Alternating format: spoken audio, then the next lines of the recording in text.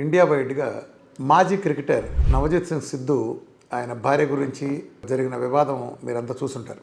ఏం జరిగిందంటే నవజోత్ సింగ్ సిద్ధు వాళ్ళ భార్య ఆవిడ గైనకాలజిస్ట్. ఆవిడకి క్యాన్సర్ వచ్చింది. బతకడానికి ఛాన్స్ ఇంకా 3% అని చెప్పారు. వీళ్ళ ట్రీట్మెంట్ల తర్వాత అంటే అల్లోపతిక్ మోడర్న్ మెడిసిన్ ట్రీట్మెంట్లు అన్నీ అయిపోయిన తర్వాత ఆవిడకి 3% ఛాన్స్ ఇచ్చి ఇంకా బతకడం కష్టం అని చెప్పేసిన స్టేజ్లో వాళ్ళు బతికించలేక రోజులు చెప్పారు కాబట్టి సిద్ధు గత్యంతరం లేని పరిస్థితుల్లో ప్రత్యామ్నాయ విధానాలుగా ఆయన జీవనశైలి ప్రోటోకాల్ తీసుకున్నాడు. ఆయన ఆహార ప్రోటోకాల్ కంప్లీట్ మార్చుకున్నాడు. అలోపతిలో ఆహారం గురించి అసలు ఏ విధంగా చెప్పరు. మామూలుగా ఒక క్యాన్సర్ పేషెంట్ వెళ్ళి ఏం తినాలి సార్ అని అడిగితే నీ ఇష్టం వచ్చింది తినంటారు. ఏం తిన్నా వాళ్ళకి ఓకే.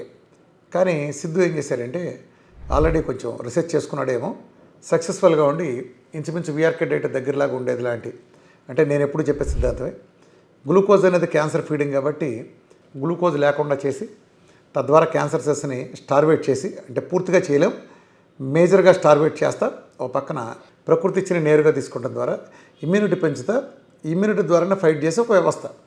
ఇది ఒక యాక్సెప్టబుల్ మోడల్.